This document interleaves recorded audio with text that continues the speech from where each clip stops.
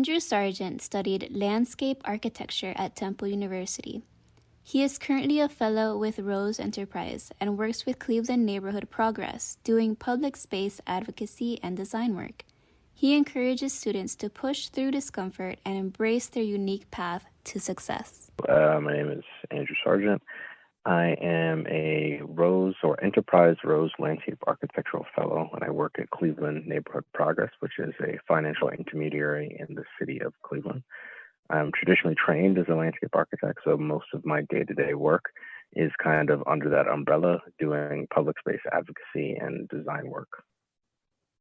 Okay, nice. And then if you can give us like an overview of the path that led you to where you are right now. Do you think that you had any mentors specifically throughout that time that impacted you? Yeah, I think a number of people throughout the last couple of years from graduating, but I think even before then, I think it kind of started in an AP environmental science class in high school that kind of talked about climate change before it was called climate change. It was called global warming back then, and talked about the profession as a way to kind of combat that. And I was really interested in design. I think I was going to be an architect, but I also saw a need to kind of, deal with kind of these environmental conditions that we were facing as humans on the planet. So landscape architecture seemed like the perfect fit to kind of still do design, but then also work with ecosystems and animals and trees and all that kind of stuff, and kind of fell in love with it once I started studying it in college. And been fortunate enough to, work in various offices, starting my career in Philadelphia after graduating from Temple University in 2016 for a large firm called Olin, doing a lot of public space, private work, a wide range of projects, and a great experience there. And then moved to Austin, Texas, working at a smaller multidisciplinary firm with planning, great experience there, different landscape, and now working in Cleveland in the nonprofit space has been really interesting too, doing a lot of more policy work and working with different community development groups to kind of get some of the kind of grassroots projects that need the same amount of assistance and kind of guidance as some of the larger projects that I've worked on in the past. Wow, that's so cool. So I actually studied environmental science in college. So we did a little bit of, or I guess we didn't have to, but I took an elective that was called land use and planning. And we talked a lot about green architecture.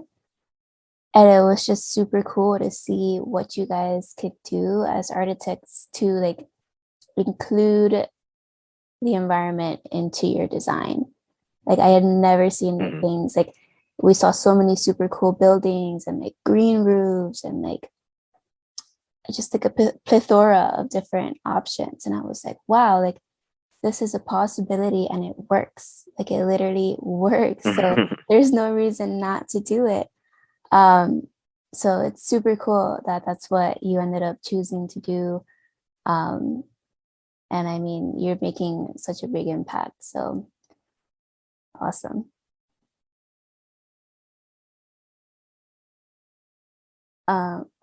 Thank you. So I guess next thing, did you have any advice that you want to give middle school, high school kids on any struggles that they might face that you can relate to, or just like anything, any like for example, do more internships or get more experience, Yeah, I would say generally the path is not linear. I think, when looking at successful folks or folks that you admire, people kind of look at always at the end and thinking that it's just like a straight rise to, success. But, for every individual, it's a different path.